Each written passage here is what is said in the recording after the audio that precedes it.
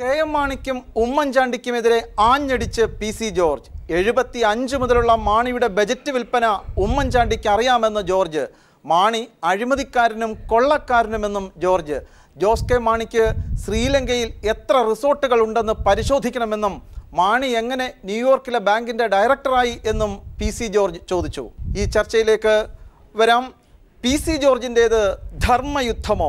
ഈ ചർച്ചയിൽ പങ്കെടുക്കുന്നത് കേരള കോൺഗ്രസിൻ്റെ ഏക വൈസ് ചെയർമാനും ഗവൺമെൻറ് മുൻ ചീഫ് വിപ്പുമായ Shri P C George, CPIM സംസ്ഥാന സെക്രട്ടേറിയറ്റ് അംഗം ശ്രീ ആനത്തലവട്ടം ആനന്ദൻ, മുതിർന്ന മാധ്യമപ്രവർത്തകൻ Shri Jacob George, KPCC general secretary advocate PM Suresh Babu, Kerala Congress P C George വിഭാഗ നേതാവ് ശ്രീ മാലേത്ത് പ്രതാപൻ, കേരള കോൺഗ്രസ് മാണി വിഭാഗ നേതാവ് ശ്രീ ജോബ് മൈക്കിൾ എന്നിവരാണ്. ആദ്യം ശ്രീ ജേക്കബ് ജോർജ്. ഇന്നും P C George K M മാണിക്കും ഉമ്മൻചാണ്ടിക്കുമെതിരെ ആഞ്ഞടിച്ചിരിക്കുകയാണ്. നമ്മൾ ചർച്ച ചെയ്യുന്നത് പി സി ജോർജിൻ്റേത് ഒരു ധർമ്മയുദ്ധമാണോ എന്നാണ്. എത്രമാത്രം ആത്മാർത്ഥത പി സി ജോർജിൻ്റെ ഈ യുദ്ധത്തിനുണ്ട്?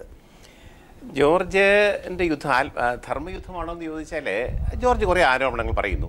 നമുക്കത് കൊള്ളാം. തീർച്ചയായിട്ടും അത് കേരള രാഷ്ട്രീയത്തെ UDF രാഷ്ട്രീയത്തെ അങ്ങേറ്റം മലീമസമാക്കുന്ന രീതിയിലാണ്. UDF ശരിക്കും പ്രതിസന്ധിയിലാക്കിയിട്ടുണ്ട്, കോർണർ ചെയ്തിട്ടുണ്ട്. UDF ഇന്ന് യോഗം ചേർന്നത് തന്നെ ഇതിൻ്റെ എങ്ങനെ മറികടക്കാമെന്ന് ആലോചിക്കാൻ വേണ്ടിയാണ്. പക്ഷേ അതിന് മറുവശം പി സി ജോർജ് ഇങ്ങനെ ആരോപണം ഉന്നയിച്ചാൽ പോരാ. കൃത്യമായി ഇന്ത്യൻ ബാങ്കിൽ കെ എം മാണിക്ക് ഡയറക്ടർഷിപ്പ് ഉണ്ട്. അതിൻ്റെ തെളിവ് കൊണ്ടാണ് നമ്മൾ പത്രക്കാർക്ക് എങ്ങനെ ഒരു കാര്യം അന്വേഷിക്കുന്നത്. ഇങ്ങനെ ആരെങ്കിലും പത്രത്തിൽ വാർത്ത കൊടുക്കും? ഇത് പി സി ജോർജ് ഉത്തരവാദിത്വം ഏൽക്കുന്നതുകൊണ്ടാണ് നമ്മളിത് കൊടുക്കുന്നത്. ഏതെങ്കിലും പത്രത്തിൽ ഇന്നിടത്ത് ഇന്നാര് മാവലിക്കറ്റിലെ വീട്ടിൽ പോയി, കെ എം മാണി അന്നിടത്ത് വീട്ടിൽ പോയി, കെ എം മാണിക്ക് ശ്രീലങ്കയിൽ റിസോർട്ടുണ്ട് എന്നൊക്കെ പറഞ്ഞാൽ നമ്മൾ പത്രക്കാരങ്ങനെ കൊടുക്കുകയില്ല. അതുകൊണ്ട് എനിക്ക് തോന്നുന്നു പി സി ജോർജ് അല്പം പത്രപ്രവർത്തനം പഠിക്കണം. കുറഞ്ഞ പക്ഷം രാഷ്ട്രീയത്തോടൊപ്പം അല്പം പത്രപ്രവർത്തനം കൂടെ പഠിച്ചിട്ട് ഒരു കാര്യം കണ്ടാൽ കിട്ടിയാൽ അതെങ്ങനെ മനസ്സിലാക്കാം, അതെങ്ങനെ തെളിവുകൾ ശേഖരിക്കുക. അങ്ങനെ തെളിവുകൾ ശേഖരിച്ച് അഴിമതിയുണ്ട്, യാതൊരു സംശയമില്ല. ഇവിടെ അഴിമതി നിറഞ്ഞു നിൽക്കുന്നു. ഇവിടെ ഒത്തിരി വെട്ടിപ്പിടിക്കുകയാണ്, യാതൊരു സംശയമില്ല. കേരളത്തിൻ്റെ സ്വത്ത് അനധികൃതമായിട്ട് തട്ടിക്കൊണ്ട് പോകുന്നുണ്ട്. പക്ഷേ ഇങ്ങനെ വെറുതെ വാചകം അടിച്ചിട്ട് കാര്യമില്ല. പക്ഷേ കേരള കോൺഗ്രസിൻ്റെ ഏക വൈസ് ചെയർമാനാണ് ഇപ്പോഴും പി സി ജോർജ്. അദ്ദേഹം ആധികാരികമായി പറയുന്നു കെ എം മാണിക്ക് അമേരിക്കയിലെ ബാങ്കിൻ്റെ ഡയറക്ടറാണ്, ശ്രീലങ്കയിൽ ജോസ് കെ മാണിക്ക് റിസോർട്ടുണ്ട്. ഇങ്ങനെയൊക്കെ പറയുന്നത് അദ്ദേഹം കേരള കോൺഗ്രസിന്റെ ഏക വൈസ് ചെയർമാൻ ആയിരുന്നുകൊണ്ടാണ്, കേരള കോൺഗ്രസ് എമ്മിന്റെ MLA ആയിരുന്നുകൊണ്ടാണ്. ആധികാരികമായിട്ട് പറയുമ്പോൾ ആ പറയുന്നതിന് ആധികാരികത വേണമെങ്കിൽ ഇങ്ങനെ വീൺവാക്കല്ല പറയേണ്ടത്. ഇത് ഇത്രയൊന്നും 1900 കാര്യങ്ങളൊന്നും പറയണ്ടല്ലോ, ഒരൊറ്റ കാര്യം പറഞ്ഞാൽ മതിയല്ലോ. ഇതെന്തിനാ അത് ഇതൊക്കെ പറഞ്ഞ് 2-3 മണിക്കൂർ പ്രസംഗിക്കുകയും 10-20 പേജുള്ളല്ലേ കത്തെഴുതുകയും ചെയ്യുന്നേ? ഒരൊറ്റ കാര്യം പറഞ്ഞാൽ മതി, ഒറ്റ വിഷയം. പക്ഷേ ആ പറയുന്നത് കനത്തിൽ പറയണം, കഴമ്പുള്ള വർത്തമാനം പറയണം, കഴമ്പുള്ള കാര്യങ്ങൾ മുന്നോട്ട് വയ്ക്കണം. അല്ലാതെ വെറുതെ ഇങ്ങനെ വായ അടിച്ചിട്ട് ഞാൻ പി സി ജോർജ് ഒന്നും നേടാനില്ല. ഞാൻ താങ്കളിലേക്ക് തിരികെ വരാം. ഇപ്പോൾ കോഴിക്കോട് സ്റ്റുഡിയോയിൽ KPCC general secretary Shri advocate PM Suresh Babu ഉണ്ട്. അഡ്വക്കേറ്റ് PM സുരേഷ് ബാബു, ഇന്നും പി സി ജോർജ് UDF സർക്കാരിനെതിരെ, അതിൻ്റെ മുഖ്യമന്ത്രിക്കെതിരെ, അതിൻ്റെ ധനകാര്യമന്ത്രിക്കെതിരെ ആഞ്ഞടിച്ചിരിക്കുകയാണ്. അഴിമതിക്കാരനാണ് കെ എം മാണി, കൊള്ളക്കാരനാണ് കെ എം മാണി എന്നൊക്കെയുള്ള പദങ്ങളാണ് ഉപയോഗിച്ചിരിക്കുന്നത്. ഇന്നലെ വരെ പറയാത്ത പുതിയ ആരോപണങ്ങളും അദ്ദേഹം ഉന്നയിച്ചിരിക്കുന്നു. എന്നിട്ടും അദ്ദേഹം UDFൻ്റെ MLA ആണ്, UDFകാരനാണെന്ന് പറയുന്നു. അദ്ദേഹം കേരള കോൺഗ്രസിൻ്റെ ഏക വൈസ് ചെയർമാനുമാണ്. ഞാനിതിനകത്ത് എന്തൊരു വിശദീകരണമാണ് നൽകേണ്ടത്? ഈ കഴിഞ്ഞ മാസം എന്ന് പറഞ്ഞാൽ മാർച്ച് മാസം 22-ാം തീയതിയാണെന്ന് എനിക്ക് തോന്നുന്നു, കൃത്യമായ തീയതി എനിക്ക് ഓർമ്മയില്ല. ശ്രീ കെ എം മാണി ഉൾപ്പെടെ പി സി ജോർജിനെ കൂട്ടാതെ 8 MLA-മാർ ഒരുമിച്ചിരുന്നു കൊണ്ട് ശ്രീ പി സി ജോർജിനെ ചീഫ് വിപ്പ് സ്ഥാനത്ത് നിന്ന് മാറ്റണം എന്ന ഒരു ആവശ്യം ഉന്നയിച്ച് മുഖ്യമന്ത്രിയെ കണ്ടതിന് ശേഷം ഉണ്ടായ സംഭവ വികാസങ്ങളാണ് ഇതെല്ലാം എങ്കിൽ ഞാനിതിന് മുഖവിലക്കെടുക്കുമായിരുന്നു.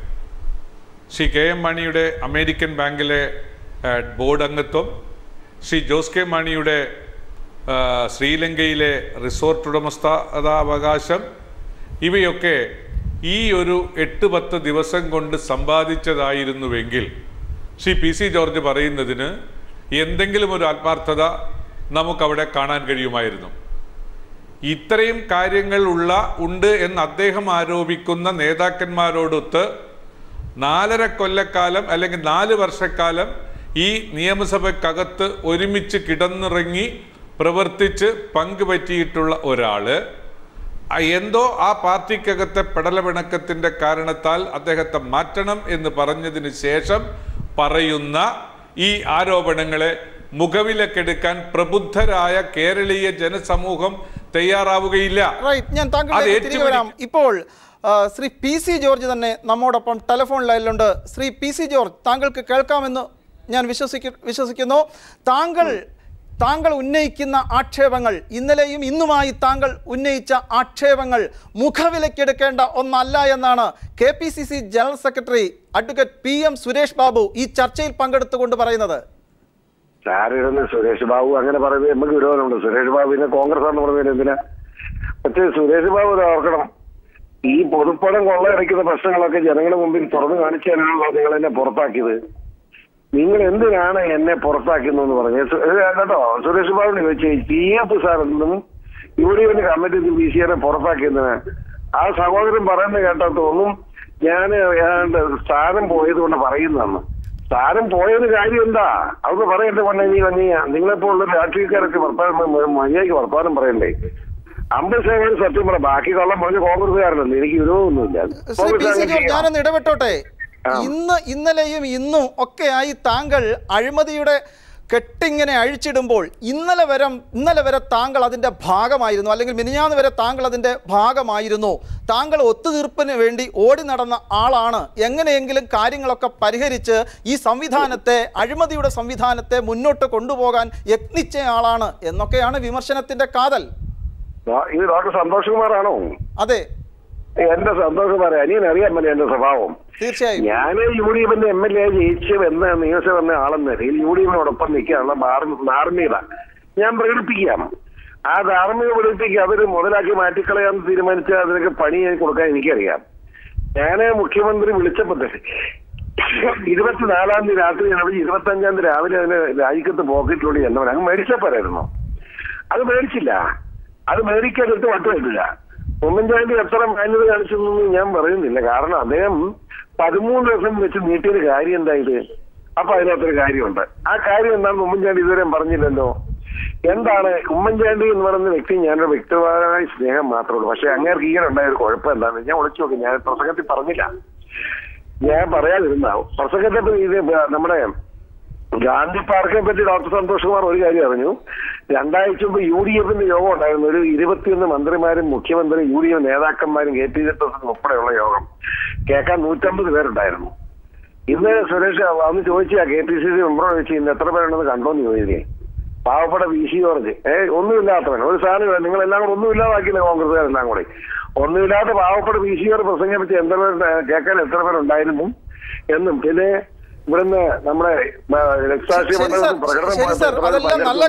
അതെല്ലാം നല്ല കാര്യം തന്നെയാണ്. പക്ഷേ ഇപ്പോൾ ഈ ചർച്ചയുടെ തുടക്കത്തിൽ മുതിർന്ന മാധ്യമപ്രവർത്തകനായ ശ്രീ ജേക്കബ് ജോർജ് അഭിപ്രായപ്പെട്ടൊരു കാര്യം PC ജോർജിൻ്റേത് ഒരു ധർമ്മയുദ്ധമാണ് എന്ന് പറയാൻ കഴിയില്ല. കാരണം ധർമ്മയുദ്ധമാണ് എങ്കിൽ അദ്ദേഹം ഇങ്ങനെ ഓരോരോ ആരോപണങ്ങൾ മുറയ്ക്ക് ഉന്നയിച്ചുകൊണ്ടിരിക്കുകയല്ല ചെയ്യേണ്ടത്.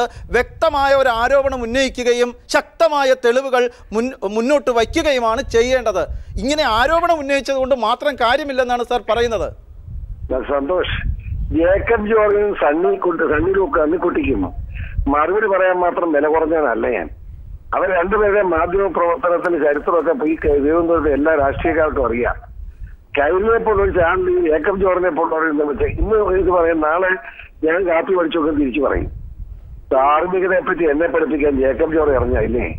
ജേക്കബ് ജോർജ് എനിക്കെതിരായിട്ട് എന്തെല്ലാം മാധ്യമ വിചാരം നടത്തിക്കൊണ്ടിരിക്കുന്ന മനുഷ്യൻ, അതൊന്നും ഞാൻ കണക്കാക്കുന്നില്ല. പക്ഷേ സാർ, വേറെ വളരെ പ്രസക്തമായ ഒരു കാര്യമുണ്ടല്ലോ. സരിതയുടെ കത്തിൽ ജോസ് കെ മാണിയുടെ കാര്യം മാത്രമല്ല പറയുന്നത്, മറ്റു ഒരുപാട് പ്രമുഖന്മാരുടെ പേരുകൾ അതിനകത്തുണ്ട്. പക്ഷേ ജോസ് കെ മാണിയുടെ കാര്യത്തിൽ മാത്രം സാർ എന്തിനു മുറുകെ പിടിക്കുന്നു? അതാണ് തെറ്റ്. ഇന്ന് വരെ ഈ നിമിഷം വരെ ജോസ് കെ മാണിയുടെ കാര്യം ഞാൻ പറഞ്ഞതല്ലല്ലോ. ഇതൊക്കെയാണ് വൃത്തികെട്ട സ്വഭാവം. ജേക്കബ് ജോർജിനെ പോലുള്ള ആളുകളൊക്കെ ഇങ്ങനെ പറഞ്ഞ് ശരിയാണോ? അതായത് സണ്ണിക്കുട്ടി ഇങ്ങനെ പറയും, അത് മാധ്യമ വിചാരം നല്ലോണം നടത്തുന്നവരല്ല. അതുകൊണ്ടാ അവർ ചെയ്യുന്നത് എന്താ? നിങ്ങൾ അറിയുക, ദൈവത്തെ സാക്ഷ്യപ്പെടുത്തിക്കൊണ്ട് ഞാൻ പറഞ്ഞത് ഞാനല്ല ആ കത്ത് കൊടുത്തത്. ആ സ്ത്രീ പറഞ്ഞു എന്ത് ഈ കത്തില്ലെന്ന്. ആ സ്ത്രീ എന്നെ കത്ത് കാണിച്ചു, വായിച്ചു ഞാൻ തിരിച്ചു കൊടുത്തു. ഞാൻ എന്റെ ഫോട്ടോസ്റ്റാറ്റ് എടുത്ത് വെച്ചിട്ടില്ല. ആ ഫോട്ടോസ്റ്റാറ്റ് ഉള്ളിടത്ത് വിളിച്ചപ്പോഴേ ഞാൻ ആ കത്തിൽ വായിച്ച കാര്യം ചർച്ച ചെയ്യാൻ പോലും തയ്യാറില്ല. പക്ഷെ ഒരു കാര്യം, ദൈവം വലിയവനാണ്, പടച്ചവനെ എന്ന് വിളിക്കാതിരിക്കാൻ പറ്റില്ല. ഈ ജോസ് കെ മാണി KM മാണി കൊണ്ട് മാവേലിക്കര വെച്ച് കൊടുത്ത കാശിന്റെ അടിസ്ഥാനത്തിൽ ആ പെണ്ണും വെള്ളച്ചാക്കിട്ട് പിടിച്ചു. അവര് കാശിന് വേണ്ടി എന്ത് ചെയ്യും? ഇപ്പൊ കുറ്റം കാര്യമില്ല, കേസിൽ നിന്ന് രക്ഷപ്പെടാൻ കാശ് വേണം. അപ്പൊ അവരെന്നിട്ട് ഒറിജിനൽ കത്താന്ന് പറഞ്ഞ് കൊണ്ട് കാണിച്ചപ്പോ ഒരു 11 പേജ് മറിച്ചു. അതിന് 11 പേജും നല്ല മാന്യന്മാരായ ഫോട്ടോഗ്രാഫർമാർ ഫോട്ടോ അടിച്ചുകൊണ്ട് എടുത്തപ്പോ അതിനകത്ത് എല്ലാ മാന്യന്മാരുടെയും പേരുണ്ട്. അതൊക്കെ ദൈവം വലിയവനായതുകൊണ്ട് വരുന്ന. അതില് 7ാമത്തെ പേജ് കണ്ടപ്പോ എന്നതാ ഒന്ന് ആലോചിച്ച് ചിരിച്ചുപോയി ഞാൻ. 7ാമത്തെ പേജ് വന്നപ്പോ എന്താ 7ാമത്തെ പേജില് കണ്ടതെന്ന് ജോസ് കെ മാണി. പക്ഷേ സാർ, സരിതയ്ക്ക് യാതൊരു പരാതിയും ഇല്ലല്ലോ. സരിത പറയുന്നു അങ്ങനെയൊന്നും സംഭവിച്ചിട്ടില്ല എന്ന്. അത് ഒറിജിനൽ കത്താണെന്ന് എടുത്ത് കാണിക്കുമ്പോഴും സരിത പറയുന്നു. Jose K Mani Delhi forced me to do sex. എന്താ എന്നെ നിർബന്ധിച്ച് സെക്സ് ചെയ്യുമെന്ന് പക്ഷെ എഴുതി വെച്ചിരിക്കുന്നെങ്കിലും അവർ പറയുന്നത് അങ്ങനെയൊന്നും നടന്നിട്ടില്ലെന്നാണ്. കാശ് കൊടുത്താൽ ഇപ്പൊ എന്തും പറയുന്നേ. ജോസ് കെ മാണിയുടെ പേര് ഇതിനകത്ത് ഇല്ലെന്ന് പറഞ്ഞ് പൊക്കി കാണിച്ച് ഫോട്ടോ അടിച്ചു. അതിനകത്ത് ജോസ് കെ മാണിയുടെ പേരാ 7ാമത് കിടക്കുന്നത്. എങ്ങനെ അവർക്ക് ദൈവം തമ്പുരാന്റെ ഒരു കളിയല്ലേ ഡോക്ടറെ? പക്ഷെ ഇപ്പൊ കത്തിനെ കുറിച്ച് ക്രൈംബ്രാഞ്ച് അന്വേഷിക്കാൻ സാർ, ഇപ്പൊ കത്തിനെ കുറിച്ച് ക്രൈംബ്രാഞ്ച് അന്വേഷിക്കാൻ ഉത്തരവായിട്ടുണ്ട്.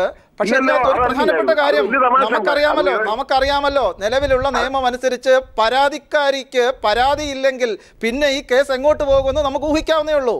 സരിത ഇതൊക്കെ പറയുമ്പോഴും അവർക്ക് പരാതിയില്ല. കാരണം പരാതിക്കാരിക്ക് പരാതിയില്ലെന്ന് പറയാൻ പറ്റില്ല. അവളുടെ കത്തിങ്ങോട്ട് പിടിച്ചെടുക്കണം പോലീസ്. അപ്പൊ 7ാമത് Jose K Mani Delhi forced me to do sex. ധനമായിട്ട് സെക്സ് ചെയ്യിച്ചെന്ന് മനസ്സിലായോ? അതെന്തായാലും അതിനപ്പുറത്ത് എഴുതി വെച്ചത് ഞാൻ വായിച്ചതല്ലേ. അതുകൊണ്ട് ഇപ്പോ ഇത് പത്രപ്രവർത്തകർ ഇത് മുഴുവൻ ഫോട്ടോ അടിച്ചെടുത്തത് DGPയോട് പറയുന്നത് എന്താ അന്വേഷിക്കണം. ജോസ് കെ മാണി പറയുക അന്വേഷിക്കണം. അന്വേഷിച്ചാൽ അയാൾ ജയിലിൽ പോകാൻ പോവാ. എന്താ കുഴപ്പമാണ്? ശരി സാർ, ഇന്ന് താങ്കൾ പുത്തരിക്കണ്ടത്ത് പ്രസംഗിച്ചപ്പോൾ പറഞ്ഞ ഏറ്റവും പ്രധാനപ്പെട്ട കാര്യം അഴിമതിക്കാരനും കൊള്ളക്കാരനുമാണ് KM മാണി എന്നാണ്. ഈ കേരള കോൺഗ്രസിനെ കുറിച്ച് ചരിത്രത്തിൽ രേഖപ്പെടുത്തിയിട്ടുള്ളതും അങ്ങനെയൊക്കെ തന്നെയല്ലേ? കായൽ രാജാക്കന്മാരുടെയും കാട്ടുകൊള്ളക്കാരന്മാരുടെയും പാർട്ടിയാണ് കേരള കോൺഗ്രസ്. അത് പണ്ട് കാലത്ത് കോൺഗ്രസും കമ്മ്യൂണിസ്റ്റും പറഞ്ഞു. അതിനുള്ള അഭിപ്രായ വ്യത്യാസം കൊണ്ടാണുള്ള പ്രാദേശിക പാർട്ടിയെ കേരള കോൺഗ്രസ് ഞാൻ തുടരുന്നത്. അതുകൊണ്ടാണ് കേരള കോൺഗ്രസ് തുടരുമ്പോഴും കേരള കോൺഗ്രസിലെ കൊള്ളക്കാർക്കെതിരെ ഞാൻ എപ്പോഴും യുദ്ധം ചെയ്യുക. ആ യുദ്ധം ചെയ്യുമ്പോൾ ഞാൻ നേരത്തെ പറഞ്ഞ മാധ്യമ വിചാരക്കാരൊക്കെ കൊള്ളക്കാർ കൂടെ കൂടി ഇന്ന് ഏറെ മോശമാക്കാൻ നോക്കുക. ഇതൊക്കെ നേരിട്ടോണ്ട് ഞാനിങ്ങനെ പോവുക. എന്റെ പൊന്നു ഡോക്ടർ സർ, ഈ സരിതയുടെ കാര്യത്തിൽ എന്ന പോലെ ബാർക്കോഴ കേസിലും KM മാണി മാത്രമല്ലല്ലോ, വേറെയും ആൾക്കാർ പ്രതിയായിട്ടുണ്ട്, അവർക്കെതിരെ ആരോപണങ്ങളുണ്ട്. പക്ഷെ താങ്കൾ ഈ KM മാണിയെ മാത്രം, ജോസ് കെ മാണിയെ എന്ന പോലെ മുറുകെ പിടിക്കുന്നു. അപ്പോഴാണ് താങ്കളുടെ ഇത് ധർമ്മയുദ്ധമാണോ എന്നുള്ള സംശയം ഉണ്ടാകുന്നത്. ധർമ്മയുദ്ധം ഇന്നാണ് പ്രഖ്യാപിച്ചത്. ഇന്ന് ധർമ്മയുദ്ധം പ്രഖ്യാപിച്ചു. ഇന്ന് വരെ ധർമ്മയുദ്ധം പറഞ്ഞിട്ടില്ല. UDMന്റെ കേരള കോൺഗ്രസിന്റെ വൈസ് ചെയർമാൻ എന്ന നിലയിലുള്ള കാര്യങ്ങളും യുദ്ധമാണ്. ഒരു പരിമിതി ഉണ്ടായിരുന്നു, അത് വരമ്പുണ്ട്. അത് അതിർത്തി രേഖയ്ക്ക് അപ്പുറത്ത് നിന്നും ഞാൻ പറഞ്ഞിട്ടുണ്ട്. ഇനിയിപ്പോ പറയാൻ തുടങ്ങുകയാണ്. അതിന് അതിർത്തി രേഖയില്ല. അതപ്പോ ഞാൻ 22-ാം തീയതി കമ്മീഷൻ ഹാജരാവും. തീർച്ചയായും താങ്കൾ പറയുക തന്നെ വേണം. താങ്കൾ 1-2 പരാമർശം ശ്രീ ജേക്കബ് ജോർജിനെ കുറിച്ച് നടത്തിയല്ലോ. ശ്രീ ജേക്കബ് ജോർജിന് താങ്കളോട് തീർച്ചയായും അതിനെക്കുറിച്ച് സംസാരിക്കാനുണ്ട്. ബഹുമാനപ്പെട്ട PC ജോർജ്, ഞാൻ ചോദിച്ചത്, ഇപ്പോൾ അങ്ങയോടും ഞാൻ ചോദിക്കുന്നത്, ഇങ്ങനെ നെടുനീളത്തിൽ പരാതി എഴുതിയിട്ട് കാര്യമില്ല. ഞാൻ പറയുന്നത്, ഞങ്ങൾ മാധ്യമപ്രവർത്തകരും പത്രപ്രവർത്തകരും ഒക്കെ ചെയ്യുന്നത് പോലെ കൃത്യമായ തെളിവുകൾ കൊണ്ടുവന്ന് ഈ സമൂഹത്തിൻ്റെ മുന്നേ വയ്ക്ക്. 1000 പരാതികൾ വേണ്ട, ഒരു പരാതി മതി. ഒന്നുകിൽ KM മാണിയെ, അല്ലെങ്കിൽ ജോസ് കെ മാണിയെ, അല്ലെങ്കിൽ ഏതെങ്കിലും ഒരു UDF നേതാവിനെ കുരുക്കാൻ പറ്റുന്ന ഏതെങ്കിലും ഒരു പരാതി കൊണ്ടുപോവാ, തെളിവുകൾ സഹിതം രംഗത്ത് കൊണ്ടുപോവാ.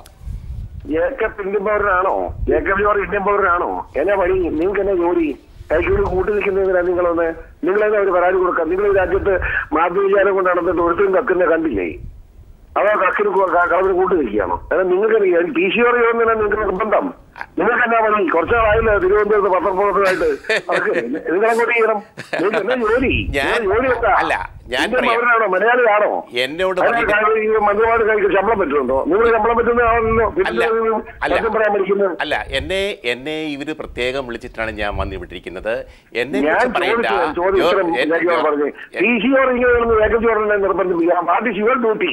നിങ്ങൾ ഇന്ത്യൻ പൗരനല്ലേ? നിങ്ങളെങ്ങോട്ട് കേസ് കൊടുത്തു? ഞാൻ ഒരു കാര്യം കൂടെ പറയട്ടെ, എന്നെ കുറിച്ച് പറയണ്ട, എന്നിൽ ഔഷധ ഗുണമില്ല പ്രിയപ്പെട്ട പി സി ജോർജ്. ഈ ചർച്ച ഇപ്പോ കേരള കോൺഗ്രസിന്റെ മാണി വിഭാഗത്തിന്റെ യുവജന നേതാവ് ജോബ് മൈക്കിൾ നമ്മുടെ ആലപ്പുഴ സ്റ്റുഡിയോയിലുണ്ട്. അദ്ദേഹം ശ്രീ ജോബ് മൈക്കിൾ, ഇന്നും പി സി ജോർജ് വളരെ വ്യക്തമായി പറഞ്ഞിരിക്കുന്നു, കെ എം മാണി അഴിമതിക്കാരനാണ്, കൊള്ളക്കാരനാണ്, അദ്ദേഹം ബജറ്റ് കച്ചവടം ചെയ്യുന്ന ആളാണ്, അമേരിക്കയിലെ ബാങ്കിൻ്റെ ഡയറക്ടറായിട്ട് അദ്ദേഹം എങ്ങനെ ഇരിക്കുന്നു, ശ്രീലങ്കയിൽ ജോസ് കെ മാണിക്ക് എത്ര റിസോർട്ടുണ്ട്, ഇത്തരം ആക്ഷേപങ്ങളെ എങ്ങനെ പാർട്ടി നേരിടും? സന്തോഷ് കുമാറെ, ഞാനൊരു കാര്യം പറയട്ടെ. ഇപ്പോഴാണ് ഈ വിഷ്വൽ മീഡിയയും ഈ ടി വി മീഡിയയും ഒക്കെ വന്നത്. ഇതിനു മുമ്പ് 1979 മുതൽ 2009 വരെ പി സി ജോർജിൻ്റെ പരിപാടി എന്തായിരുന്നെന്ന് സന്തോഷ് കുമാർ ഒന്ന് അന്വേഷിച്ച് നോക്കണം. 1979 മുതൽ ഇങ്ങോട്ടുള്ള കാലഘട്ടം 2009 വരെ പാലായിലെ കുരിശുപള്ളി ജംഗ്ഷനിലും പൂഞ്ഞാറിലും കേരള നിയമസഭയിലും എവിടൊക്കെ ബഹുമാനായ കെ എം മാണിയെ മോശമാക്കി പറയാമോ അവിടൊക്കെ ബഹുമാനായ കെ എം മാണി സാറിനെ മോശമാക്കി പറയാൻ വേണ്ടി മാത്രമേ അദ്ദേഹത്തിന്റെ രാഷ്ട്രീയ ചരിത്രം കണ്ടിട്ടുള്ളൂ. അല്ല, ആ ചരിത്രം അറിയാമല്ലോ. എന്നിട്ട് അതേ കെ എം മാണി സാർ തന്നെയാണല്ലോ ഈ പി സി ജോർജിനെ മാലയിട്ട് സ്വീകരിച്ചത്. അതെ, മുടിയനായി ഇപ്പൊ നമ്മുടെ ഒരു ഭാഗത്ത് ബൈബിളിലൊരു കഥയുണ്ടല്ലോ, മുടിയനായ പുത്രന്റെ കഥയുണ്ടല്ലോ. തെറ്റ് തിരുത്തി തിരിച്ചു വന്നപ്പോൾ അദ്ദേഹത്തെ സ്വീകരിച്ചു, വീണ്ടും അദ്ദേഹം തെറ്റിലേക്ക് പോയപ്പോൾ അദ്ദേഹത്തെ തിരസ്കരിച്ചു. സത്യം. ജോബ് മൈക്കിൾ, ആ കഥ നിൽക്കട്ടെ. ഞാൻ ചോദിച്ചത്, ഇന്ന് ശ്രീ പി സി ജോർജ് ഉന്നയിക്കുന്ന ആക്ഷേപങ്ങൾക്ക് എന്ത് മറുപടിയാണ് നിങ്ങൾക്കുള്ളത്? ഞാൻ പറഞ്ഞല്ലോ, അദ്ദേഹം ഇപ്പോഴും നിങ്ങളുടെ പാർട്ടിയുടെ ഏക വൈസ് ചെയർമാനായി തുടരുകയാണ്. ഞങ്ങളുടെ പാർട്ടി തന്നെയാണ്. 1979 മുതലുള്ള അദ്ദേഹത്തിന്റെ പാലായിലും പൂഞ്ഞാറിലും കേരള സംസ്ഥാനത്തും 79 മുതൽ 2009 വരെ അദ്ദേഹം നടത്തിയിട്ടുള്ള പ്രസംഗങ്ങളും അദ്ദേഹത്തിന്റെ പ്രവർത്തനങ്ങളും ഒക്കെ നിങ്ങൾ വായിച്ചും ചിന്തിച്ചും നോക്കിയാൽ ആ കാലഘട്ടത്തിലെല്ലാം ബഹുമാനപ്പെട്ട കെ എം മാണി സാറിനെ വളരെ മോശമായി ചിത്രീകരിക്കുവാനും താരടിക്കുവാനും അദ്ദേഹത്തിന്റെ കുടുംബത്തെ താരടിക്കുവാനും മാത്രമേ ശ്രമിച്ചിട്ടുള്ളൂ. അപ്പം പിന്നെ ഈ പറയുന്നതിനകത്ത് യാതൊരു അത്ഭുതവുമില്ല. ഇത് ഞങ്ങളത് മുഖവിലക്കെടുക്കുന്നില്ല, ഞങ്ങളതിനെ പുച്ഛിച്ചു തള്ളുകയാണ്. അല്ല, അങ്ങനെ പുച്ഛിച്ച് തള്ളിയിട്ട് കാര്യമുണ്ടോ? നിങ്ങളുടെ പാർട്ടിയിൽ തന്നെ ഏക വൈസ് ചെയർമാനായിട്ട് ഇരിക്കുകയാണ് അദ്ദേഹം. നിങ്ങളുടെ പാർട്ടിയുടെ MLA ആണ്. നിങ്ങളുടെ വിപ്പ് അനുസരിച്ചാണ് ഇനി രാജ്യസഭാ തെരഞ്ഞെടുപ്പിൽ അദ്ദേഹം വോട്ട് ചെയ്യാൻ പോകുന്നത്. അതെ, സന്തോഷ് കുമാർ അതിനൊന്നും അദ്ദേഹത്തെ പാർട്ടിയിൽ നിന്ന് പുറത്താക്കിയിട്ടില്ലല്ലോ. അദ്ദേഹം പാർട്ടി എന്താണ് പുറത്താക്കാൻ ഇത്ര മടി? എന്താണ് ഇത്ര പുറത്താക്കാൻ എന്താണ് അധൈര്യപ്പെടുന്നത്? ഇത്രയൊക്കെ ആയില്ലേ? പുകഞ്ഞ കൊള്ളി പുറത്തെന്ന് തീരുമാനിച്ചുകൂടെ? സന്തോഷ് കുമാർ ഒരു കാര്യം മിനിഞ്ഞാന്നത്തെ പത്രമാധ്യമങ്ങളിൽ പറഞ്ഞല്ലോ, അദ്ദേഹം പുറത്താക്കാൻ വേണ്ടി ഏതറ്റം വരെയും ഞാൻ പോകും, ആരെ പറ്റി എന്തും ഞാൻ പറയും, കെ എം മാണിയെ പറ്റി എന്തും ഞാൻ പറയും, ജോസ് കെ മാണിയെ പറ്റി എന്തും ഞാൻ പറയും, എന്നെ പുറത്താക്കണം. കേരള കോൺഗ്രസ് പി സി ജോർജ് വിഭാഗ നേതാവ് എന്ന് വിശേഷിപ്പിക്കാവുന്ന ശ്രീ മാലേത്ത് പ്രതാപൻ പി സി ജോർജിൻ്റേത് ധർമ്മയുദ്ധമാണ് എങ്കിൽ, അദ്ദേഹം ഇപ്പോൾ ടെലിഫോൺ ലൈനിൽ നമ്മോടൊപ്പം തുടരുന്നുണ്ട്, ധർമ്മയുദ്ധമാണ് എങ്കിൽ UDF-നെ പാടെ ഉപേക്ഷിക്കുകയല്ലേ ചെയ്യേണ്ടത്? ഡോക്ടർ സന്തോഷ് കുമാർ, അതിൻ്റെ അകത്തൊരു ചെറിയൊരു ഒരു ഒരു ഒരു വിശദീകരണത്തിൻ്റെ ആവശ്യമുണ്ട്. അതായത് കേരള കോൺഗ്രസ് എന്ന് പറയുന്ന ഈ പാർട്ടി പിറന്നു വീണതിൻ്റെ പിന്നിലുള്ള ലക്ഷ്യമാണ് ഇത്രയും നാൾ, അതായത് ഈ കെ എം മാണി എന്ന് പറയുന്ന ആളിൻ്റെ കൈകളിലേക്ക് അതിൻ്റെ നേതൃത്വം വന്നതിന് ശേഷം നാളിതുവരെയായി ഇതിൻ്റെ സ്ഥാനം പള്ളിമുറ്റത്തും പട്ടക്കാരൻ്റെ തിണ്ണയിലും മാത്രമായിട്ട് ഒതുക്കി നിർത്താൻ അദ്ദേഹം ബോധപൂർവ്വം ശ്രമിച്ചിരുന്നു. മറ്റ് ജനവിഭാഗങ്ങളെ ഇതിൻ്റെ അകത്തുനിന്നും അകറ്റി നിർത്താനും അദ്ദേഹം ബോധപൂർവ്വം ശ്രമിച്ചിരുന്നു. അതിന് ഒരുപാട് കാരണങ്ങളുണ്ട്. ഒരു വിഭാഗത്തിന് വേണ്ടി മാത്രം പ്രവർത്തിക്കുന്ന ഒരു രാഷ്ട്രീയ പാർട്ടിയാണെന്നുള്ള തെറ്റിദ്ധാരണ പരത്തിക്കൊണ്ട് എപ്പോഴും ലാഭങ്ങൾ കൊയ്തെടുക്കുവാനുള്ള ഒരു തന്ത്രമാണ് അദ്ദേഹം ഈ രാഷ്ട്രീയ പ്രവർത്തനത്തിലൂടെ നടത്തിക്കൊണ്ടിരുന്നത്. അത് പൊളിച്ചേ പറ്റുള്ളൂ. അതിന് കാരണങ്ങളുണ്ട്. കേരള കോൺഗ്രസ് സമരരംഗത്തേക്ക് വരണമായിരുന്നുവെങ്കിൽ ഏറ്റവും ആർജവത്തോടുകൂടി വരേണ്ടിയിരുന്നത് കസ്തൂരിരംഗൻ ഗാർഡിൽ റിപ്പോർട്ടുകളെ തുടർന്ന് നമ്മുടെ മലയോര മേഖലയിൽ ഉണ്ടായ കർഷക പ്രക്ഷോഭത്തിൻ്റെ നേതൃസ്ഥാനം ഏറ്റെടുത്തുകൊണ്ടായിരുന്നു. ആ കർഷക പ്രക്ഷോഭം നയിക്കേണ്ടത് കേരള കോൺഗ്രസ് ആയിരുന്നു. പക്ഷേ ഒളിച്ചോടിക്കഴിഞ്ഞു. കേരള കോൺഗ്രസിൻ്റെ ഈറ്റില്ലങ്ങളായിരുന്നു നമ്മുടെ മലയോര മേഖലകളിൽ ഇന്ന് ആരുമില്ല ഈ പാർട്ടിക്കകത്ത്. അതുപോലെ തന്നെ റബ്ബറിൻ്റെ വിലയിടിവ്, ഇതെല്ലാം വിശദീകരിക്കപ്പെട്ടിട്ടുള്ളതാണ്. എൻ്റെ സംശയം, ഇപ്പോഴത്തെ പിളർപ്പ്, കേരള കോൺഗ്രസിൻ്റെ പിളർപ്പിനെ കുറിച്ച് ലോനപ്പൻ നമ്പാടൻ പണ്ട് പറഞ്ഞത് ഞാൻ താങ്കളോട് പറയേണ്ടതില്ല. കേരള കോൺഗ്രസിൻ്റെ പിളർപ്പ് ആശയപരമല്ല ആമാശയപരമാണെന്ന്. ഇപ്പോഴത്തെ നിങ്ങളുടെ പിളർപ്പ് സെക്യുലറായിട്ട് ശനിയാഴ്ച പ്രഖ്യാപിക്കാൻ പോവുകയാണല്ലോ. അപ്പോൾ ഇപ്പോഴത്തെ നിങ്ങളുടെ ഈ പിളർപ്പ് ആശയപരമാണെന്ന് ഉറപ്പിച്ച് പറയാൻ കഴിയുമോ? തീർച്ചയായിട്ടും. എന്താ സംശയം? ഇത് ആശയപരമാണ്. കാരണം എന്താണെന്ന് ചോദിച്ചാൽ, എട്ടും പൊട്ടും തിരിയാത്ത പ്രായോഗിക പരിജ്ഞാനമില്ലാത്ത ഒരു വെറും പയ്യനെ കേരള കോൺഗ്രസ് എന്ന് പറയുന്ന രാഷ്ട്രീയ പ്രസ്ഥാനത്തിൻ്റെ തലപ്പത്തേക്ക് കൊണ്ടുപോയ വഴിയിലൂടെയുള്ള ശ്രമങ്ങളാണ് നടന്നത്. ഡോക്ടർ സന്തോഷ് കുമാർ ഒരു കാര്യം മനസ്സിലാക്കണം. KM മാണി രോഗിയായിട്ട് അഭിനയിച്ച് ജോസ് കെ മാണിയെ കേരളത്തിൻ്റെ ധനകാര്യമന്ത്രിയാക്കാനുള്ള ഒരു കുറുക്കു വഴിയിലൂടെ ധനകാര്യമന്ത്രിയാക്കാനുള്ളൊരു ശ്രമം വരെ നടന്നു. ഇവിടെ മാണിക്ക് ബഡ്ജറ്റ് അവതരിപ്പിക്കാൻ വലിയ പ്രക്ഷോഭത്തെ നേരിടേണ്ടി വരും എന്നുള്ളൊരു ഘട്ടം വന്നപ്പോൾ KM മാണി രാജിവെച്ച് ചികിത്സയിൽ വിദേശത്തേക്ക് പോകുവാനും മകനെ ധനകാര്യമന്ത്രിയാക്കുവാനും, അന്നേരം പാർലമെൻറ്റ് അംഗത്വം നഷ്ടപ്പെടുത്തില്ല. മാണി തിരിച്ചു വരുമെന്ന് പറഞ്ഞാൽ മകനെ വീണ്ടും പാർലമെൻറ്റ് അംഗമായിട്ട് നിലനിർത്താം. ഇത്തരം ശ്രമങ്ങളാണ് ഈ പാർട്ടി ഉപയോഗിച്ച് ഇവിടെ നടന്നത്. ആ ശ്രമങ്ങൾക്കെതിരെയുള്ള ഒരു പോരാട്ടം, ആ പോരാട്ടമാണ് പാർട്ടിയിൽ നടന്നത്. വളഞ്ഞ വഴിഞ്ഞൂടെ പക്വതയില്ലാത്ത ഒരു പയ്യനെ കേരള കോൺഗ്രസിന്റെ നേതൃത്വം ഏൽപ്പിക്കാൻ. ശ്രീ ജോബ് മൈക്കിൾ, ഇങ്ങനെ കുറുക്കു വഴിയിലൂടെ ജോസ് കെ മാണിയെ ധനകാര്യമന്ത്രിയാക്കാനുള്ള ശ്രമം പാർട്ടിക്കുള്ളിൽ നടന്നോ? അതൊക്കെ പ്രതാപന്റെ സ്വപ്നങ്ങളായിരിക്കും. അതെ, പ്രതാപന്റെ സ്വപ്നങ്ങളാ. പ്രതാപൻ ഇതൊക്കെ സ്വപ്നം കണ്ടതായിരിക്കും. ഇവിടെ പാർട്ടിക്കാരായ ഞങ്ങൾക്ക് ആർക്കും അതിനെപ്പറ്റി അറിയില്ല. അങ്ങനെ ഒരു കാര്യങ്ങളൊന്നും ഇല്ലല്ലോ. പ്രതാപൻ സ്വപ്നം കണ്ട കാര്യങ്ങൾ പ്രതാപൻ പറയുന്നു. അദ്ദേഹത്തിന്റെ സ്വപ്നം ഇങ്ങനെയാണെങ്കിൽ നമുക്ക് അതിനെപ്പറ്റി ഒന്നും പറയാനില്ല. ശ്രീ PC ജോർജ്, താങ്കൾ ഇത് കേട്ടുകൊണ്ടിരിക്കുകയാണല്ലോ. താങ്കൾ ഏക വൈസ് ചെയർമാനായ പാർട്ടി, ആ പാർട്ടി ഒരു തീരുമാനമെടുത്തു എന്നാണ് താങ്കളുടെ അനുയായിയായ മാലയത്ത് പ്രതാപൻ പറയുന്നത്. പറയാനാണ് ഞാൻ അവനെ പഠിപ്പിച്ചിരിക്കുന്നത്. അവൻ കള്ളം പറയുകയല്ല. ഞാൻ കാലത്ത് എന്തിന് കാരണം അവന്റെ അച്ഛൻ കോൺഗ്രസ് MLA ആയിരുന്ന ആളാ. അച്ഛന്റെ പെങ്ങളും കോൺഗ്രസ് MLA ആയിരുന്നു. മാലയത്ത് പ്രതാപന്റെ അച്ഛന്റെ കയ്യിൽ നിന്നാണ് കേരള കോൺഗ്രസ് ചരിത്രം മുഴുവൻ ഞാൻ കേട്ട് പഠിച്ചത്. R ശങ്കരയെ പറ്റി പഠിച്ചത് ഒക്കെ അദ്ദേഹത്തിന്റെ ഈ മാലയത്തിന്റെ അച്ഛനിൽ നിന്നാണ്. അങ്ങനെ നല്ലത് പറയാനും നല്ലത് പ്രവർത്തിക്കാനുമാണ് മകനോട് ഞാൻ പറഞ്ഞു വിട്ടിരിക്കുന്നത്. കള്ളം പറയില്ല. പിന്നെ ജോബ് മൈക്കിളിന്റെ പറയുന്നത് കേട്ടോ. എനിക്ക് ആ ജോബ് മൈക്കിൾ എന്ന് പറയുന്ന ചെറുപ്പക്കാരൻ എന്ന് പറയുമ്പോൾ 50 വയസ്സുണ്ടല്ലോ. എനിക്ക് വളരെ സഹതാപം തോന്നി. പാവം അങ്ങനെ ഓസ്ട്രേലിയ ആളായിട്ട് നടക്കുന്നു. കഴിഞ്ഞ തവണ അദ്ദേഹം സ്ഥാനാർത്ഥിയാണെന്നും പറഞ്ഞ് ചങ്ങനാശ്ശേരിയിൽ ഇറങ്ങി പറ്റിച്ചു CF ആയി. ഇത്തവണയും ആ പാവം ചങ്ങനാശ്ശേരി സ്ഥാനാർത്ഥിയാവുന്ന ചോദിച്ചേക്കാം. KM മാണി ഇങ്ങനെ കൊടുക്കാന്ന് പറയും. ഇത് വിശ്വസിച്ച് ഇതുപോലെ എത്ര എണ്ണങ്ങളെ ജീവിതം കളയുന്നേ. ജോബ് മൈക്കിൾ ചങ്ങനാശ്ശേരി MLA കാണാൻ ഞാൻ സന്തോഷത്തോട് പറയാം. ആ മനുഷ്യനെ കളിയാക്കാൻ വേണ്ടത് തെറ്റിദ്ധരിക്കരുത്. ആ മനുഷ്യന്റെ ജീവിതം തന്നെ തുലച്ചു വെച്ചിരിക്കുക. മാണിക്ക് സന്തോഷം, മാണിയുടെ മകനും സന്തോഷം. ദുബായിക്ക് പോകുന്നു. മാണി ചെറുക്കൻ ദുബായ് മസ്കറ്റ് പോകുന്നു.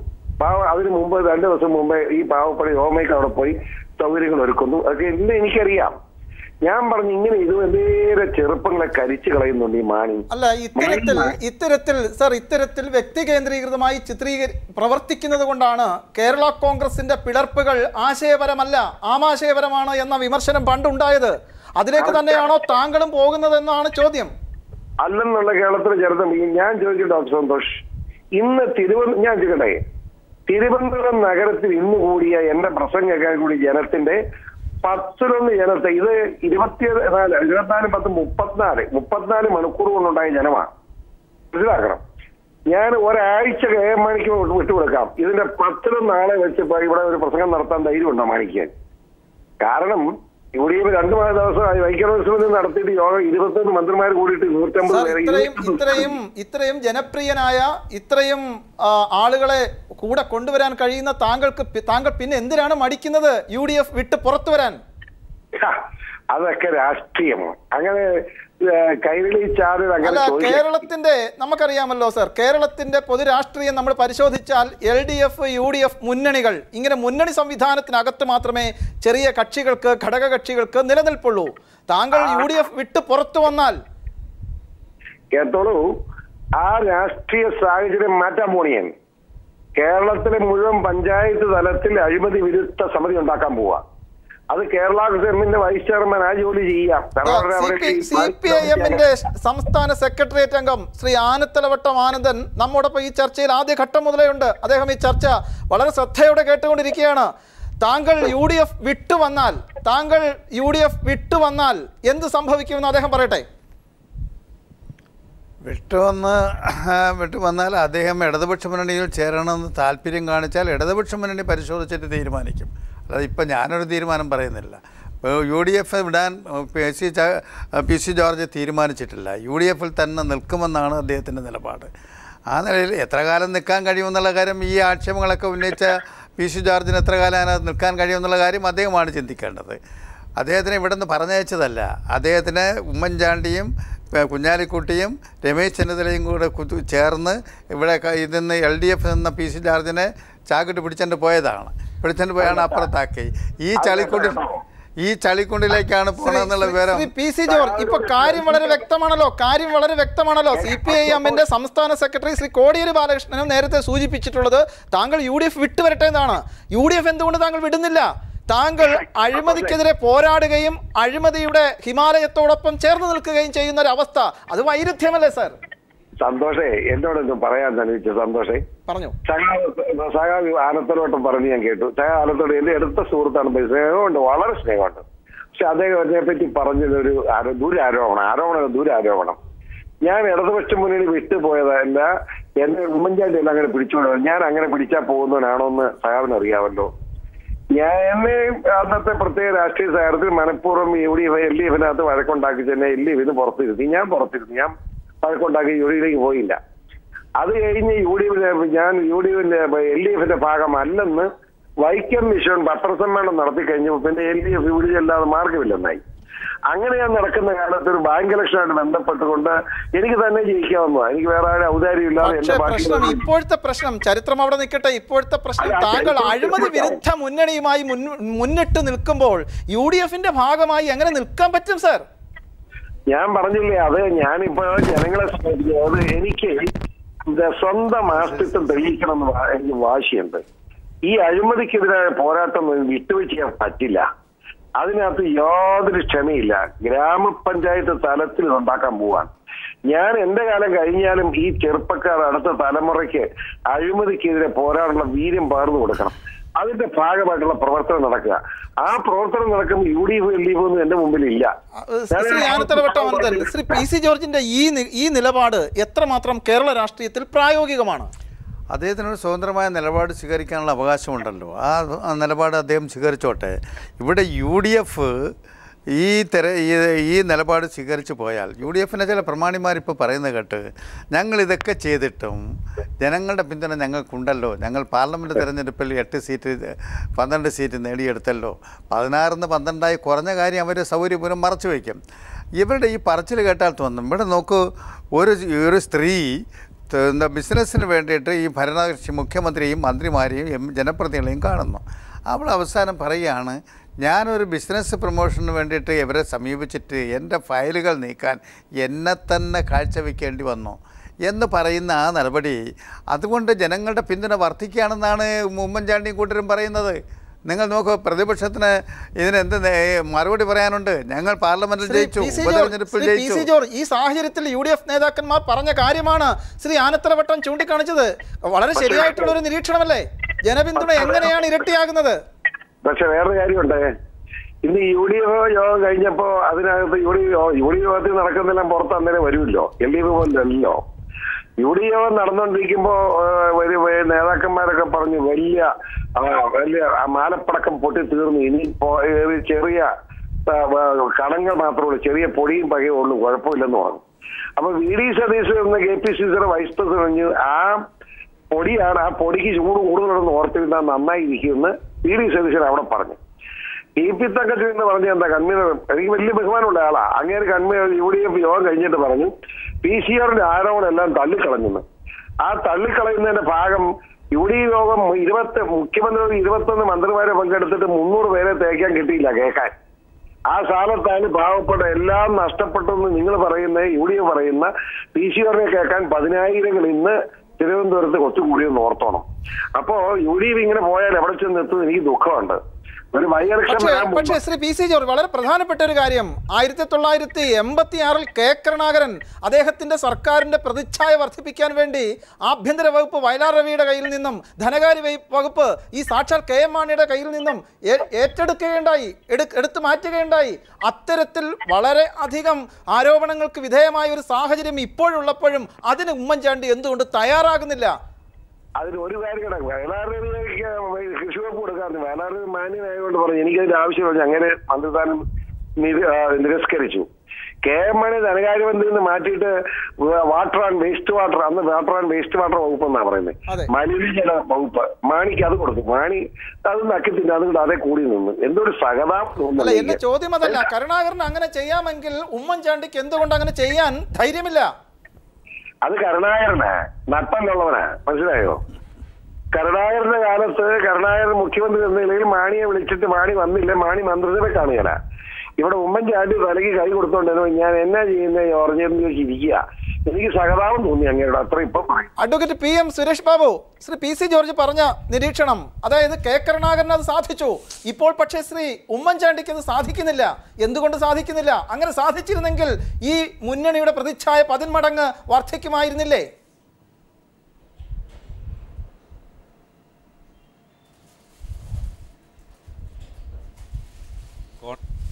ഞാനോ യോജിക്കുന്നില്ലല്ലോ.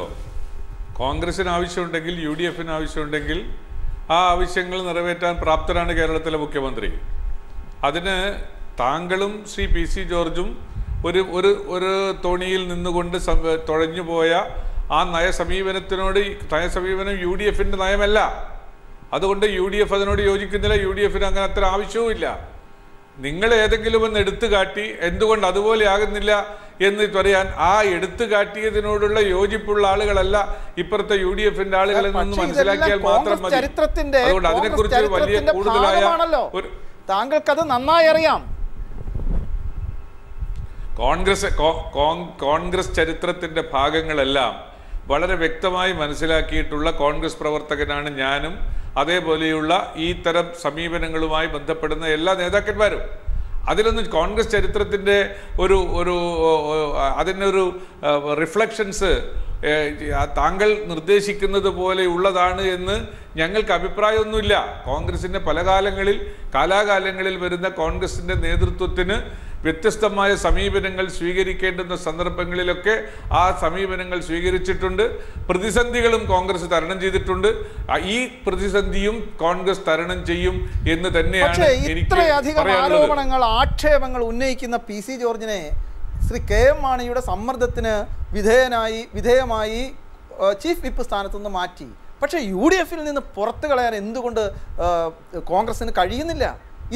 അതായത് ഇതിനകത്ത് നിന്ന്, കപ്പലിനകത്ത് നിന്ന് കപ്പലിനെ മുക്കാൻ ശ്രമിക്കുന്ന ഒരാളാണ് എന്ന് വേണമെങ്കിൽ ആലങ്കാരികമായി പറയാമല്ലോ. പ്രിയപ്പെട്ട സന്തോഷ്, ഞാനൊരു കാര്യം ചോദിച്ചോട്ടെ, വളരെ വിനയത്തോടു കൂടി. ഞാൻ പറയാൻ ആഗ്രഹിക്കുന്നതല്ല, പക്ഷെ എന്നെക്കൊണ്ട് നിങ്ങളത് പറയിപ്പിച്ചേ മതിയാകൂ എന്ന് വന്നു കഴിഞ്ഞാൽ പിന്നെ എനിക്ക് നിവൃത്തിയില്ലല്ലോ.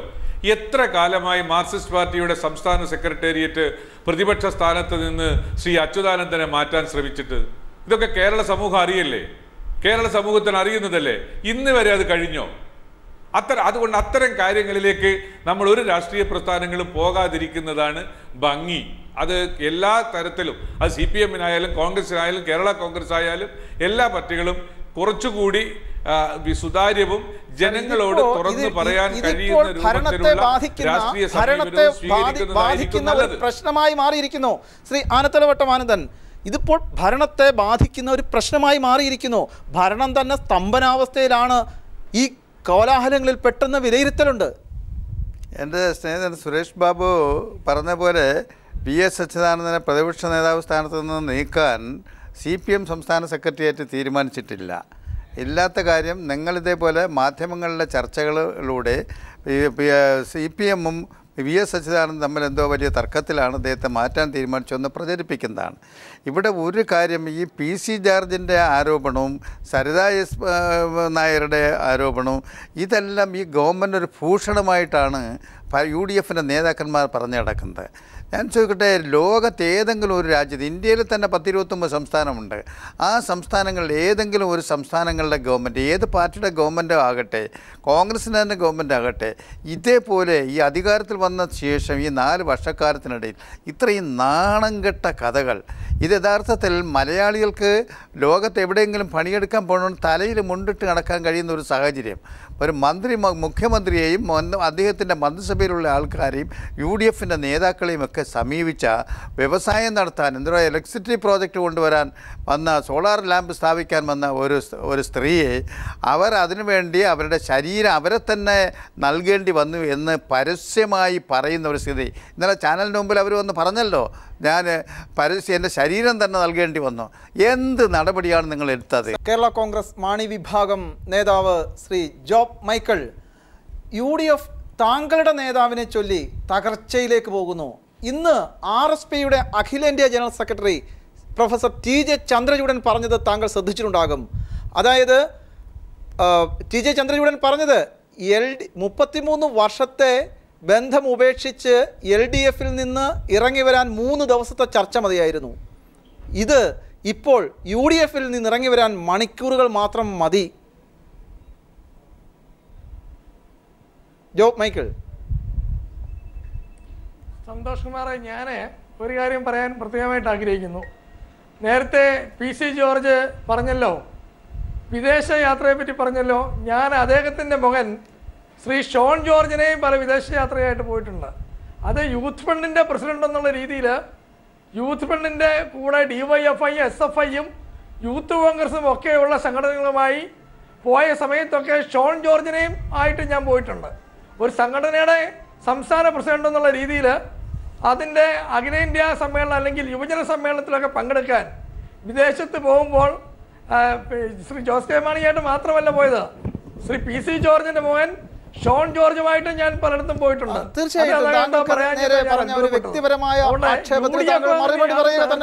എന്റെ ചോദ്യം ഇതാണ്. ഇപ്പോൾ ഞാൻ ചോദിക്കുന്നത്, ഇന്ന് പ്രൊഫസർ TJ ചന്ദ്രചൂഡൻ പറഞ്ഞത് താങ്കളുടെ നേതാവിനെ ചൊല്ലി ശ്രീ KM മാണിയെ ചൊല്ലി തന്നെയാണ് അദ്ദേഹം ഇങ്ങനൊരു അഭിപ്രായം പറഞ്ഞിരിക്കുന്നത്.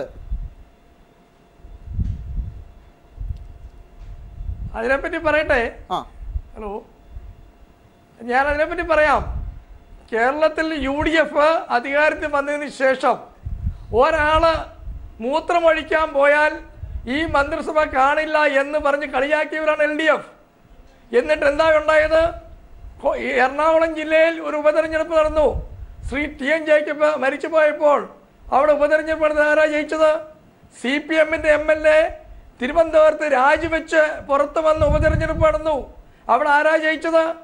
എവിടെ ഉപതെരഞ്ഞെടുപ്പ് നടന്നു? അസംബ്ലിയിലേക്ക് നടന്ന ഉപതെരഞ്ഞെടുപ്പ് പോലും ഇടതുപക്ഷത്തിന് ഒരാളെ ജയിപ്പിക്കാൻ സാധിച്ചില്ല. അപ്പൊ എങ്ങനെയാണ് UDF തകരുന്നത്? UDFന്റെ ജനപ്രീതി ഓരോ ദിവസം കഴിയുമ്പോഴും ഗണേഷ് കുമാർ ഒരു MLA ഇപ്പം കൂടെ ഇല്ല. PC George വക്കത്തിരിക്കുകയാണ്. 3 MLAമാരുള്ള RSPയുടെ അഖിലേന്ത്യാ ജനറൽ സെക്രട്ടറിയാണ് പറഞ്ഞിരിക്കുന്നത്. അഴിമതി, പണ്ടൊക്കെ അഴിമതി എന്ന് കേട്ട് കഴിഞ്ഞാൽ ഇതിന്റെ 4-1 ആക്ഷേപം വന്നിരുന്നെങ്കിൽ രാജിവെച്ച് മാറി നിൽക്കുമായിരുന്നു. ഇപ്പോൾ അതൊന്നും ഇല്ലാതായിരിക്കുന്ന സാഹചര്യം. അപ്പോഴാണ് പറഞ്ഞത് LDFിൽ നിന്ന് വരാൻ 3 ദിവസത്തെ ചർച്ച മതിയെങ്കിൽ UDFിൽ നിന്ന് പോരാൻ മണിക്കൂറുകൾ, നിമിഷങ്ങൾ മതിയെന്ന്. ഇതെല്ലാം താങ്കളുടെ നേതാവിനെ പറ്റിയാണ്. അതുകൊണ്ടാണ് ഞാൻ താങ്കളോട് ചോദിക്കുന്നത്. ഞാൻ ചോദിച്ചോട്ടെ സന്തോഷ് കുമാറെ, ഗണേഷ് കുമാറിനെ പറ്റി നിങ്ങൾ ഇതേ മീഡിയയിൽ ചർച്ച ചെയ്തിട്ടുള്ള വിഷയങ്ങളെ പറ്റി നിങ്ങളൊന്ന് ആലോചിച്ച് നോക്കണം. ഗണേഷ് കുമാറിനെ പറ്റി ചർച്ച ചെയ്തുകൊണ്ടിരുന്നത്. ഇന്ന് നിങ്ങൾ ഗണേഷ് കുമാർ നല്ലവനാന്ന് പറയുന്നു. ഞാൻ പറഞ്ഞത് UDFിലെ 3 MLAമാരുള്ള ഒരു ഘടകകക്ഷിയുടെ അഖിലേന്ത്യാ ജനറൽ സെക്രട്ടറിക്ക് പരസ്യമായി ഇങ്ങനെ പ്രസംഗിക്കേണ്ടി വരുന്ന സാഹചര്യം, അതിനെക്കുറിച്ച് നമ്മൾ ചർച്ച ചെയ്യണ്ടേ? അതിന്റെ ഉത്തരം പറയൂ സർ. ഇടതുപക്ഷ പാർട്ടികൾ പലരെ ചാക്കിടാൻ വേണ്ടി ശ്രമിക്കും. പക്ഷെ ആ ചാക്കിലൊന്നും UDFിലുള്ള ഒരു കക്ഷി പോലും, ഇപ്പം UDFിലുള്ള ഒരു കക്ഷി പോലും ചാക്കിൽ കയറത്തില്ല. നിങ്ങളുടെ ആഗ്രഹം മാത്രമാണത്. UDF ശക്തമായി കേരളത്തിൽ മുമ്പോട്ട് പോകും.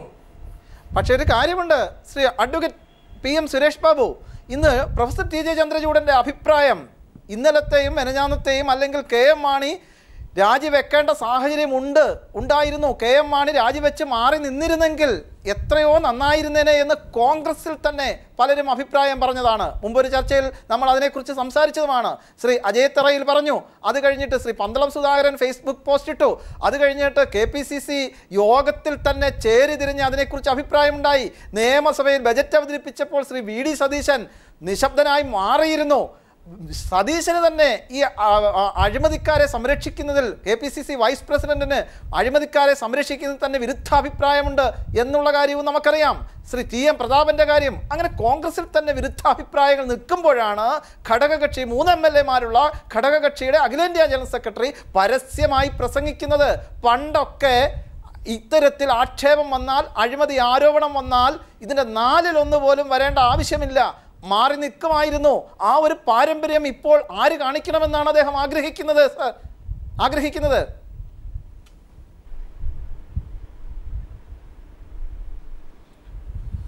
ശ്രീ TJ ചന്ദ്രചൂഡൻ്റെ പാർട്ടി കഴിഞ്ഞ ലോക്സഭാ തിരഞ്ഞെടുപ്പിൻ്റെ പശ്ചാത്തലത്തിലാണ് ഈ ഐക്യജനാധിപത്യ മുന്നണിയുമായി ബന്ധപ്പെട്ടത്. അതിൻ്റെ സാഹചര്യം എന്താണ് എന്ന് എന്നേക്കാൾ കൂടുതൽ താങ്കൾക്കറിയാം, ഈ ചാനലിനും അറിയാം. ഞാൻ അതുകൊണ്ടൊന്നും പ്രഖ്യാപിക്കാൻ ആഗ്രഹിക്കുന്നില്ല, പറയാൻ ആഗ്രഹിക്കുന്നില്ല. ഒരു വസ്തുത മാത്രം ഞാൻ പറയാൻ ആഗ്രഹിക്കുന്നു. ശ്രീ ചന്ദ്രചൂഡൻ നയിക്കുന്ന RSP എന്ന് പറയുന്നത് ഇടതുപക്ഷ രാഷ്ട്രീയ സ്വഭാവമുള്ള, കാഡർ സ്വഭാവമുള്ള ഒരു പാർട്ടിയാണ്. ആ പാർട്ടിക്ക് ഇത്തരം ചില സമീപനങ്ങൾ, ഈ ഒരു സമീപനത്തിൻ്റെ രാഷ്ട്രീയ ബഹുസ്വരതകൾ പെട്ടെന്നൊന്നും ഉൾക്കൊള്ളാൻ കഴിയില്ല. അതുകൊണ്ട് ശ്രീ ചന്ദ്രചൂഡൻ പറഞ്ഞിട്ടുള്ള രാഷ്ട്രീയ പ്രസ്താവന രാഷ്ട്രീയ അർത്ഥത്തിൽ തന്നെ ഞങ്ങളതിനെ മുഖവിലക്കെടുക്കുന്നു.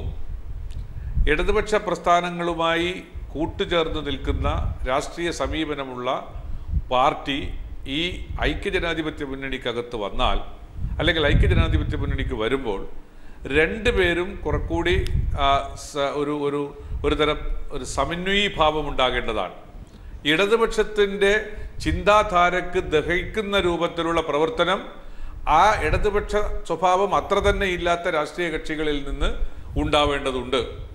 അതേപോലെ ഇടതുപക്ഷ സ്വഭാവത്തിൻ്റെ തീവ്രത കുറഞ്ഞ കുറേ പാർട്ടികളും ഇടതുപക്ഷത്തിൻ്റെ തീവ്രതയുള്ള ഒരു പാർട്ടിയും ചേരുമ്പോൾ ഇടതുപക്ഷക്കളുടെ മാത്രം തീവ്രതയുള്ള മുന്നണിക്കകത്ത് നിന്ന് കിട്ടുന്ന ഒരു രാഷ്ട്രീയ പ്ലാറ്റ്ഫോം ആയിരിക്കില്ല ഇത് എന്ന് മനസ്സിലാക്കാൻ താങ്കളുടെ നിലപാട് വളരെ വ്യക്തമാണ്. സമയപരിമിതി മൂലം ഞാൻ ഇടപെടുകയാണ്. ശ്രീ ആനത്തലവട്ടം ആനന്ദൻ, വിട്ടുപോയ ഘടകകക്ഷികളെ തിരികെ കൊണ്ടുവരിക, മുന്നണി വികസിപ്പിക്കുക, ഇതൊക്കെ CPM-ന്റെയും LDF-ന്റെയും പ്രഖ്യാപിത നയം തന്നെയാണ്. അതിനെക്കുറിച്ച് അഭിപ്രായ വ്യത്യാസമില്ല. അതിന് പറ്റിയ ഒരു സാഹചര്യം ഉരുത്തിരിഞ്ഞിരിക്കുന്നു എന്ന് താങ്കൾക്ക് തോന്നുന്നില്ലേ? ഈ കേരള രാഷ്ട്രീയത്തിലെ ഇന്നത്തെ നില വെച്ചുകൊണ്ടാണ് സന്തോഷ് ചോദിക്കുന്നതെങ്കിൽ അത് ആ പാർട്ടികളാണ് തീരുമാനിക്കേണ്ടത്. ഇന്ന് UDF-ൽ പോയ പാർട്ടികളാണ് തീരുമാനിക്കേണ്ടത്. ഈ വിഴുപ്പ് ഭാണ്ഡം ചുമന്ന് ഈ ചളിക്കുണ്ടിൽ തന്നെ കിടക്കണമോ വേണ്ടയോ എന്നുള്ള കാര്യം. ഇടതുപക്ഷ മുന്നണിയിൽ നിന്ന് വിട്ട് അപ്പുറത്ത് പോയത് ഈ ചളിക്കുണ്ടിലേക്കാണല്ലോ എന്ന ധാരണയായിരിക്കും, തോന്നലായിരിക്കും ഇപ്പോൾ ശ്രീ ചന്ദ്രചൂഡന് ഉണ്ടായിട്ടുള്ളത്. തീർച്ചയായിട്ടും അതിൻ്റെ അടിസ്ഥാനത്തിൽ അവരാണ് കാര്യം തീരുമാനിക്കേണ്ടത്. താങ്കളുടെ നിലപാട് വളരെ വ്യക്തമാണ്. ന്യൂസ് ആൻഡ് വ്യൂസ് അവസാനിപ്പിക്കുവാൻ സമയമായിരിക്കുന്നു. എല്ലാ ധർമ്മയുദ്ധത്തിലും കുറേ പേർ ഇരകളാകും. ആ ഇരകൾ ആരാണെന്ന് വരുന്ന ആളുകൾ സാക്ഷ്യപ്പെടുത്തും. ചർച്ചയിൽ പങ്കെടുത്ത Shri PC George, Shri Anathalavattom Anandan, advocate PM Suresh Babu, Shri Jacob George, job Michael, Maleth Prathapan, എല്ലാവർക്കും നന്ദി.